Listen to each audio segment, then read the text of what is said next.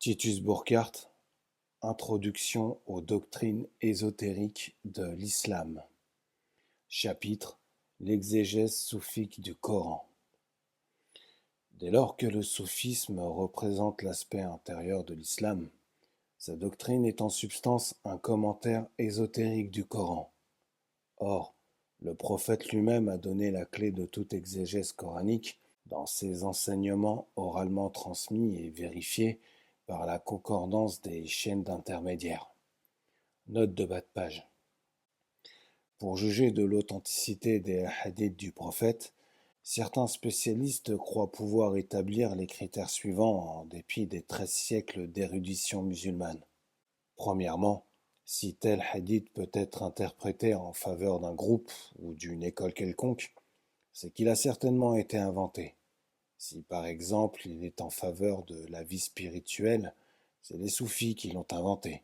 Si par contre il prête un argument aux littéralistes hostiles à la spiritualité, c'est ceux-ci qui l'ont fabriqué.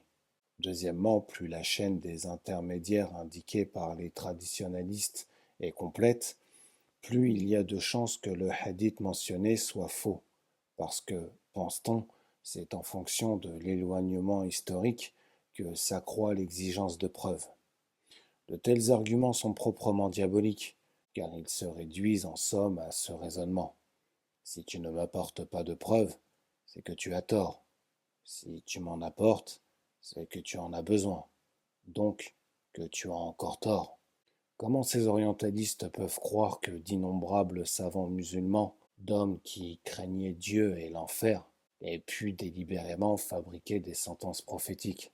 On dirait que la mauvaise foi est la chose la plus naturelle du monde, mais les spécialistes, entre guillemets, n'ont guère le sens des incompatibilités psychologiques.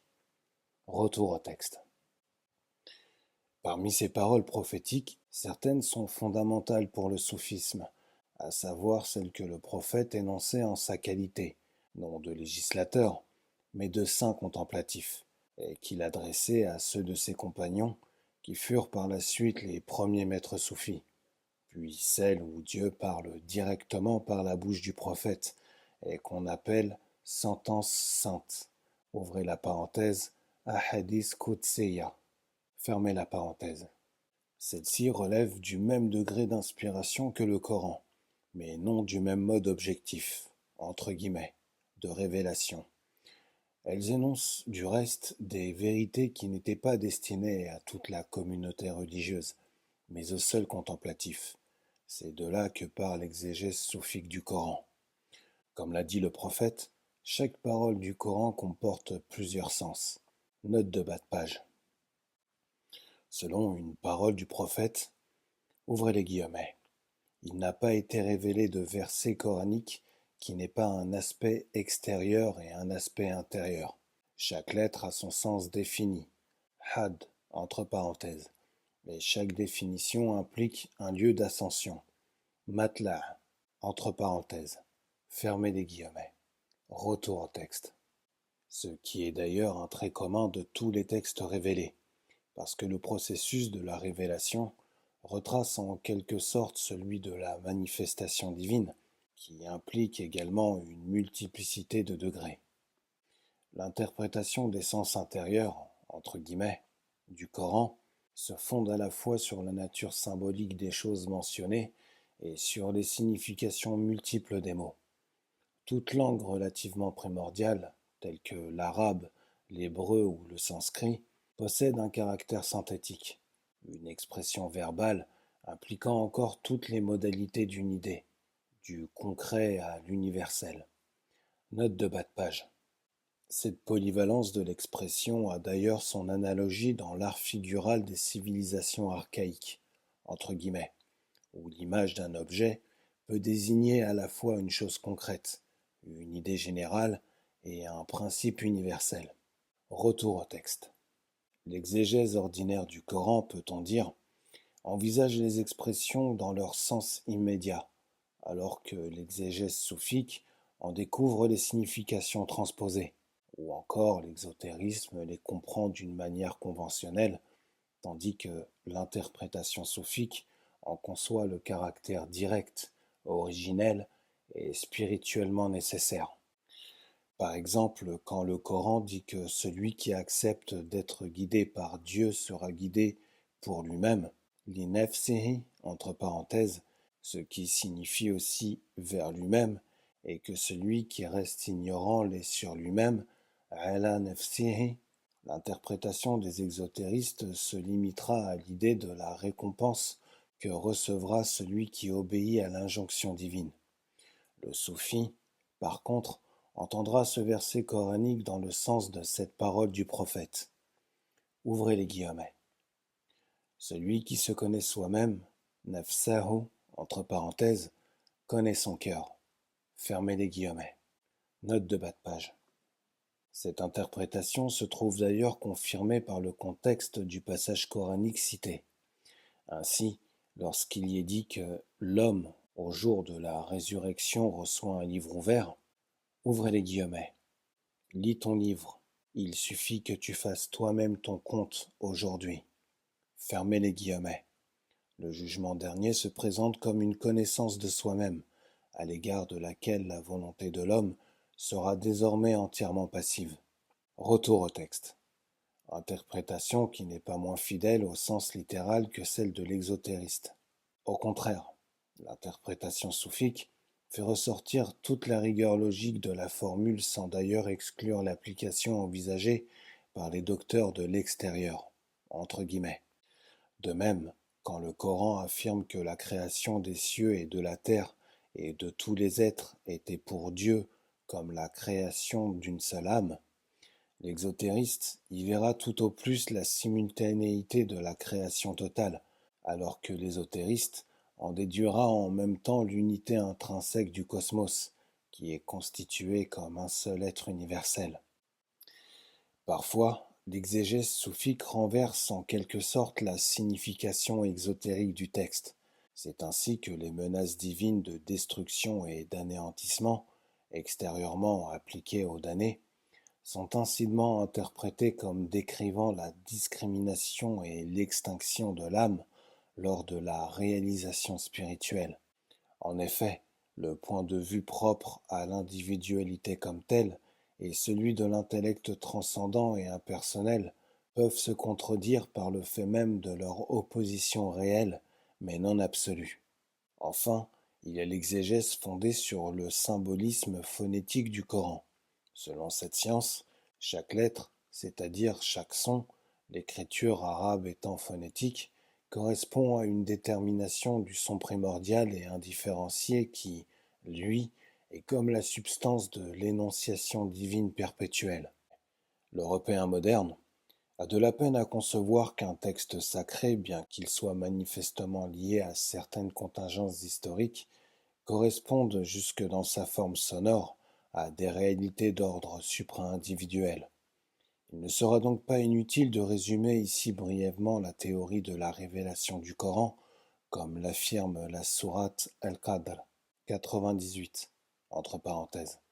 Le Coran fut descendu, entre guillemets, globalement, dans la nuit de la prédestination, comme un état indifférencié de connaissance divine, et se fixa non pas dans le mental du prophète, mais dans son corps, c'est-à-dire dans la modalité de conscience qui s'identifie au corps et dont la nature relativement indifférenciée s'apparente à la pure potentialité cosmique. Note de bas de page. René Guénon écrit de la nuit de la prédestination, Laylatul Qadr, où s'accomplit la descente, Tanzil, du Coran. Ouvrez les guillemets. Cette nuit, suivant le commentaire de Muhyiddin ibn Arabi, s'identifie au corps même du prophète. Ce qui est particulièrement à remarquer ici, c'est que la révélation est reçue non dans le mental, mais dans le corps de l'être qui est missionné pour exprimer le principe. Et verbum caro factum est, dit aussi l'Évangile. Ouvrez la parenthèse, caro et non pas mens. Fermez la parenthèse. Et c'est là très exactement une autre expression sous la forme propre à la tradition chrétienne de ce que représente Laylatul Qadr dans la tradition islamique. Fermez les guillemets. Les deux nuits, dans Études traditionnelles, numéro d'avril et de mai 1939. Retour au texte. Toute potentialité est une nuit parce qu'elle contient les possibilités de manifestation d'une manière globale et confuse. De même, l'état de réceptivité parfaite, qui est l'état du prophète lors de la descente du Coran, est une nuit dans laquelle aucune connaissance distinctive ne pénètre. La manifestation est ici comparée au jour. Cet état est aussi une paix à cause de la présence divine qui comprend toutes les réalités premières des choses, tous les commandements divins dans leur plénitude immuable. Ouvrez les guillemets. En vérité, nous, Dieu, l'avons fait descendre, le Coran, dans la nuit de la prédestination. Et qu'est-ce qui t'apprend ce qu'est la nuit de la prédestination, puisque la raison ne peut pas la concevoir? La nuit de la prédestination est meilleure que 1000 mois, c'est-à-dire qu'une durée indéfinie.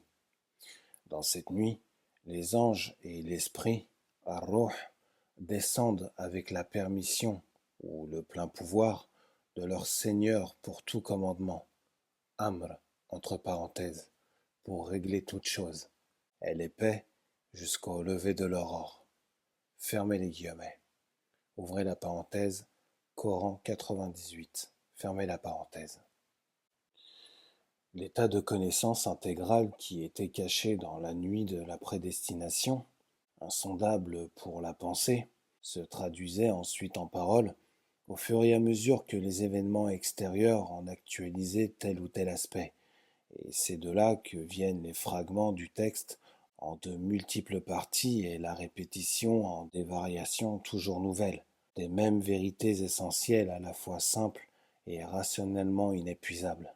Cette traduction en paroles se fit d'ailleurs par nécessité cosmique, comme l'éclair qui descend des nuages sursaturés, et sans élaboration discursive, d'où le caractère direct de la forme, tant pour l'image mentale que pour la sonorité des phrases, où vibre encore la puissance spirituelle qui les a fait jaillir. Afin d'éviter tout équivoque, nous préciserons encore que ceci n'a aucun rapport avec certaines spéculations modernes sur le jaillissement psychique à partir de quelques sources inconscientes. Ce que nous appelons cosmique, au sens traditionnel de ce terme, n'implique nullement l'inconscience, du moins pas pour le principe qui opère une telle descente. Note de bas de page. La révélation est surnaturelle parce que divine. Elle est cependant aussi naturelle sous un autre rapport.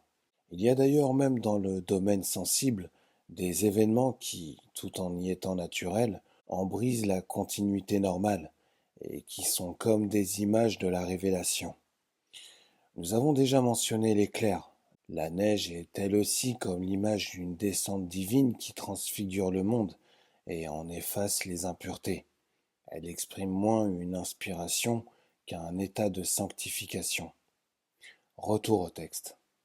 La théorie traditionnelle de la révélation du Coran est d'ailleurs essentiellement la même que celle de la révélation du Veda dans l'hindouisme.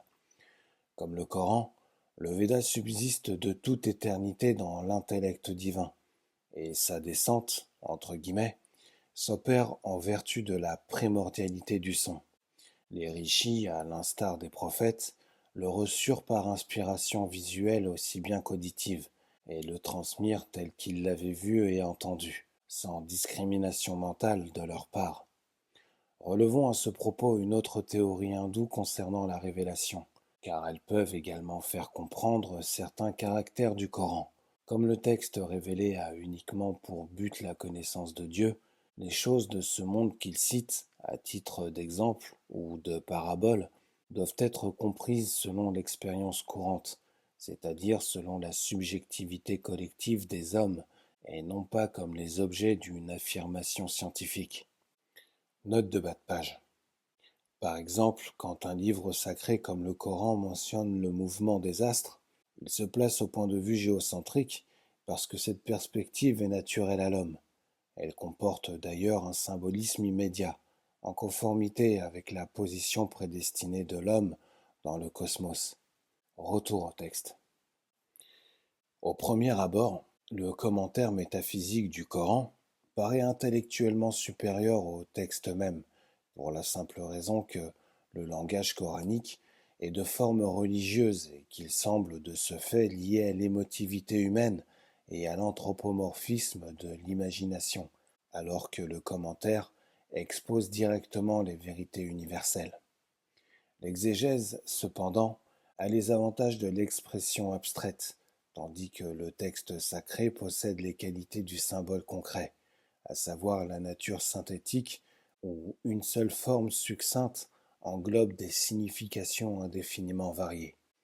Les exégètes soufiques savent que la forme anthropomorphe, et pour ainsi dire ingénue, du texte sacré ne répond pas uniquement à une nécessité pratique, celle d'être accessible à l'ensemble d'une collectivité humaine et par conséquent à tout homme.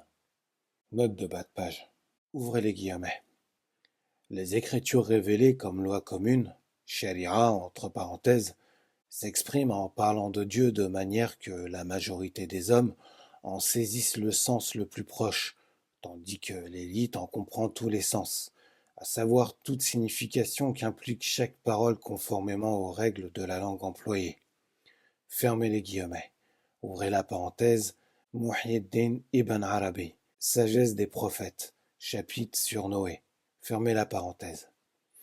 Ouvrez les guillemets. Les prophètes se servent d'un langage concret parce qu'ils s'adressent à la collectivité et qu'ils se fient à la compréhension du sage qui les entendrait. S'ils parlent au figuré, c'est à cause du commun et parce qu'ils connaissent le degré d'intuition de ceux qui comprennent vraiment. Tout ce que les prophètes apportèrent de science est revêtu de formes accessibles aux plus communes capacités intellectuelles, afin que celui qui ne va pas au fond des choses s'arrête à ce vêtement et le prenne pour tout ce qu'il y a de plus beau, tandis que l'homme de compréhension subtile, le plongeur qui pêche les perles de la sagesse, sait indiquer pourquoi telle vérité divine se revêtit de telles formes terrestres. Dès lors que les prophètes, les envoyés, Rasul entre parenthèses, divins, et leurs héritiers spirituels savent qu'il y a dans le monde et dans leur communauté des hommes possédant cette intuition, ils s'appuient pour leur démonstration sur un langage concret, également accessible à l'élite comme à l'homme du commun, en sorte que l'homme d'élite en tire à la fois ce qu'en tire l'homme du commun et davantage. Fermez les guillemets. Ouvrez la parenthèse, Ibid, chapitre sur Moïse. Fermez la parenthèse. Retour au texte. Ils savent que ce langage correspond en même temps au processus de la manifestation divine, en ce sens que l'Esprit divin aime en quelque sorte à se revêtir de formes concrètes, simples et non discursives, et que c'est là un aspect de l'incommensurabilité de Dieu, qui n'a pas honte de prendre une mouche pour symbole, comme dit le Coran. Note de bas de page. Saint Denis l'Aréopagite écrit dans ce même sens. Ouvrez les guillemets. Si donc, dans les choses divines, l'affirmation est moins juste et la négation plus vraie, il convient qu'on essaie point d'exposer sous des formes qui leur sont analogues ces secrets enveloppés d'une sainte obscurité, car ce n'est point abaisser, c'est relever au contraire les célestes beautés que les dépeindre sous des traits évidemment inexacts, puisqu'on avoue par là qu'il y a tout un monde entre elles et les objets matériels. Du reste, il faut se souvenir que rien de ce qui existe n'est radicalement dépouillé de quelque beauté, car toutes choses sont évidemment bien, dit la vérité même. Fermez les guillemets. Ouvrez la parenthèse de la hiérarchie céleste. Chapitre 2 traduit par Monseigneur Darbois. Fermez la parenthèse. Si le symbole et son archétype sont incommensurables, il n'en existe pas moins une analogie rigoureuse entre le premier et le second, ainsi que saint Denis l'explique par ailleurs. Retour au texte. Cela signifie que la limitation inhérente au symbole ne saurait rabaisser le symbolisé. Au contraire, car c'est précisément en vertu de sa perfection ou de son infinité qu'il se reflète par des signes, entre guillemets, toujours uniques, à tous les niveaux possibles de l'existence. Selon le prophète, tout ce que contiennent les livres révélés se retrouve dans le Coran, et tout ce que contient le Coran est résumé dans la sourate Al-Fatiha. Ouvrez les guillemets. Celle qui s'ouvre, fermez les guillemets. Celle-ci est contenue à son tour dans la formule Bismillah Rahman Rahim. Ouvrez les guillemets. Au nom de Dieu, le clément, le miséricordieux. Fermez les guillemets.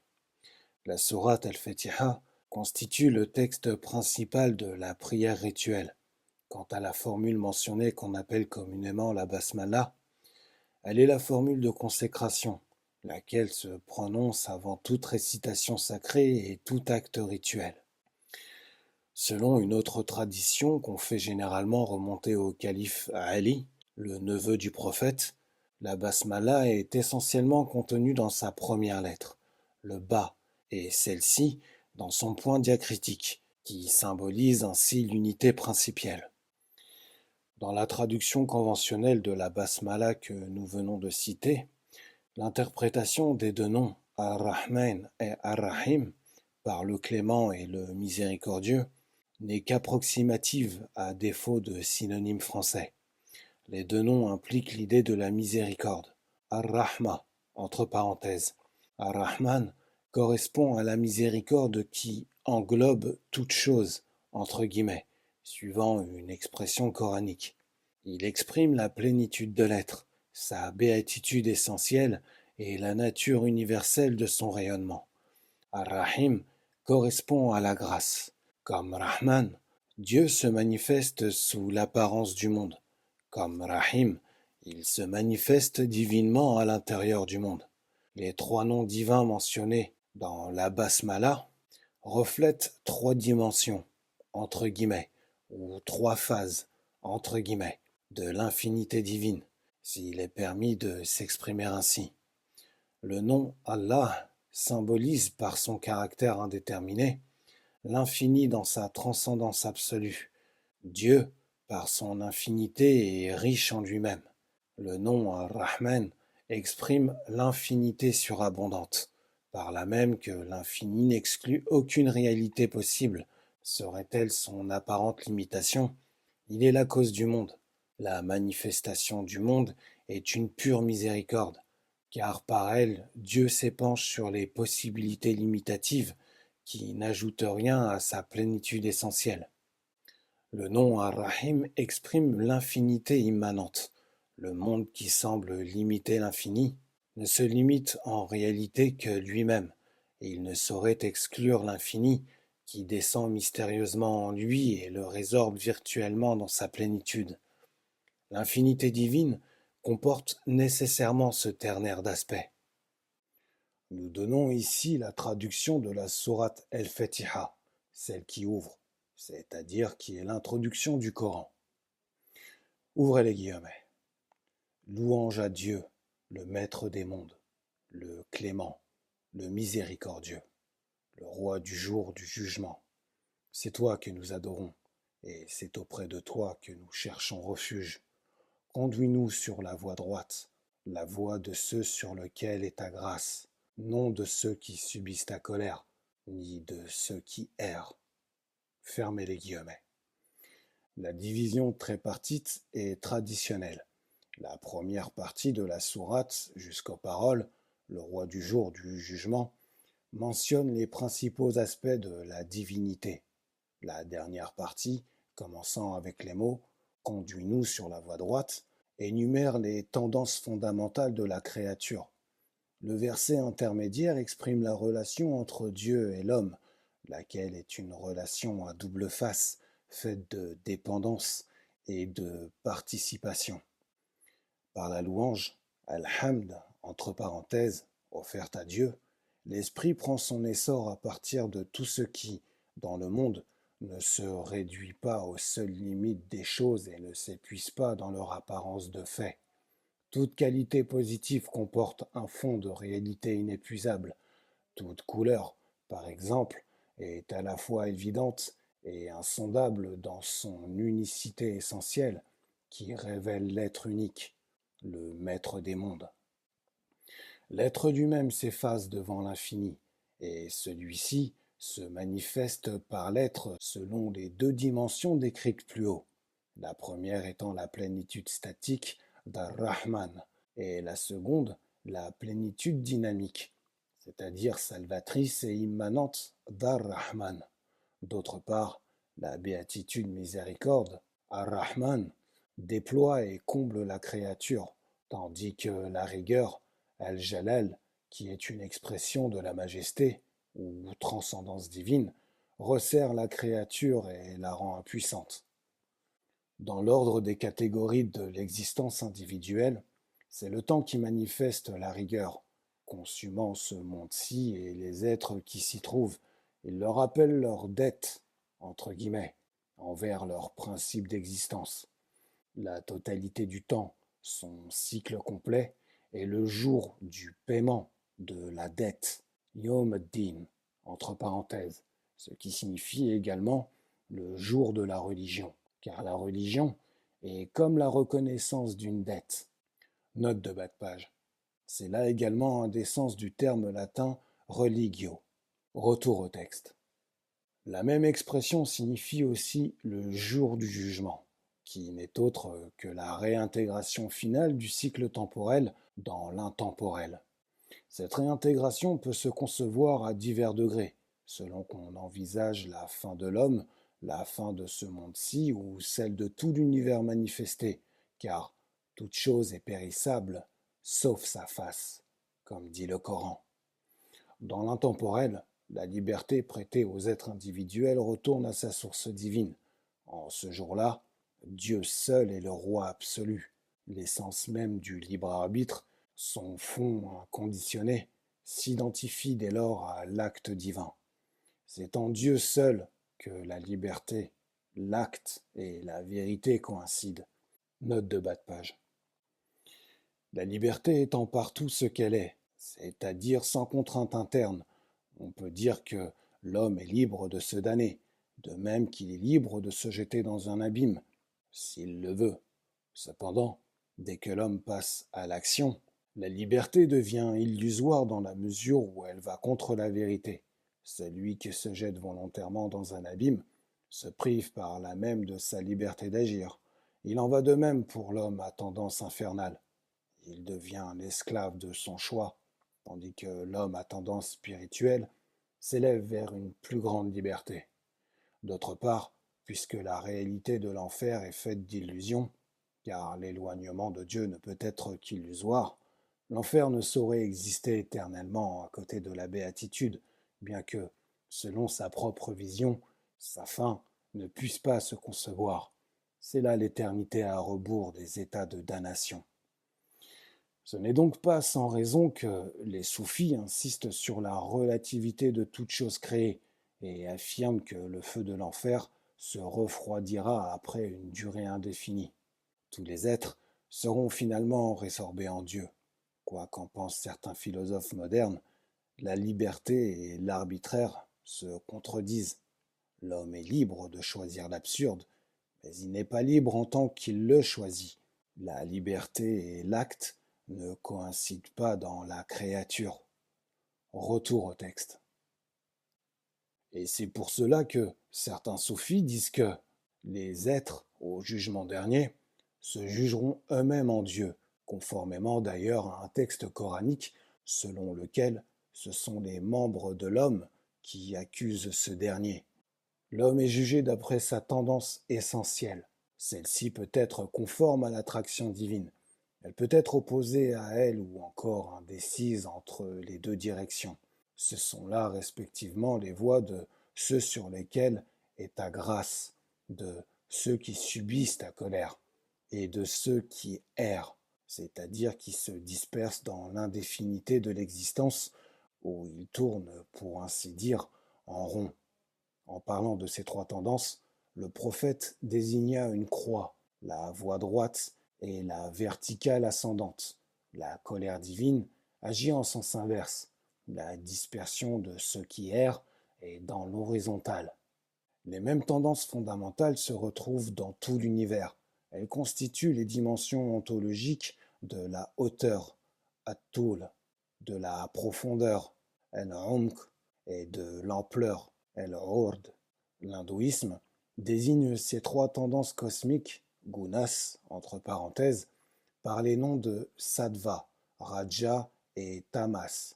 Sattva exprimant la conformité au principe, rajas la dispersion centrifuge et tamas la chute. Note de bas de page. Comte Ferré René Guénon, le symbolisme de la croix. Retour au texte. Non seulement dans un sens dynamique et cyclique, bien entendu, mais aussi dans un sens statique et existentiel. Note de bas de page. Si la stupidité, l'erreur, le vice, la laideur, etc. sont des manifestations de tamas, il en est de même sur une autre échelle de la matière, de la pesanteur, de l'obscurité, etc. Mais ces catégories sont alors neutres, entre guillemets, donc susceptibles d'un symbolisme positif aussi bien que négatif. Retour au texte. On peut dire également qu'il n'y a pour l'homme qu'une seule tendance essentielle, celle qui le ramène vers sa propre essence éternelle. Toutes les autres tendances ne sont que l'expression de l'ignorance créaturielle. Aussi seront-elles retranchées, jugées. La demande que Dieu nous conduise sur la voie droite n'est donc rien d'autre que l'aspiration vers notre propre essence prétemporelle.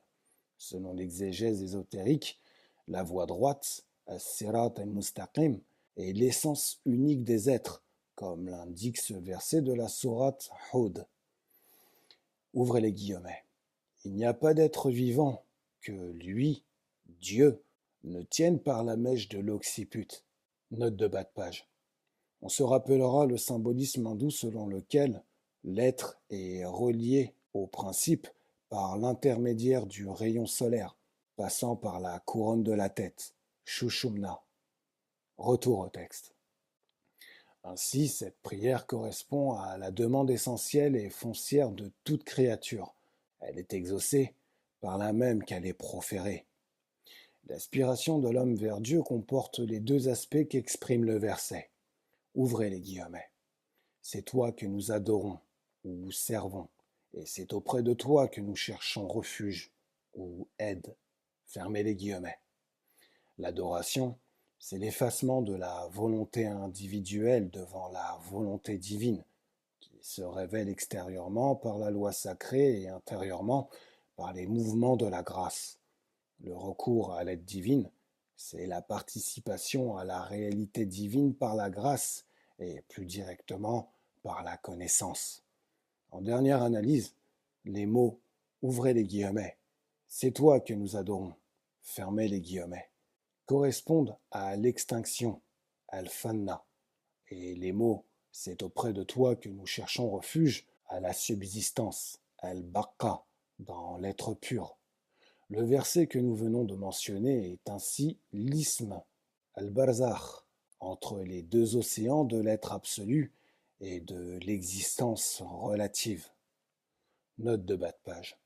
Conférer les versets coraniques. Ouvrez les guillemets. Dieu produit les deux mers qui se rencontrent. Entre les deux est un isthme qu'elle ne dépasse pas. Fermez les guillemets.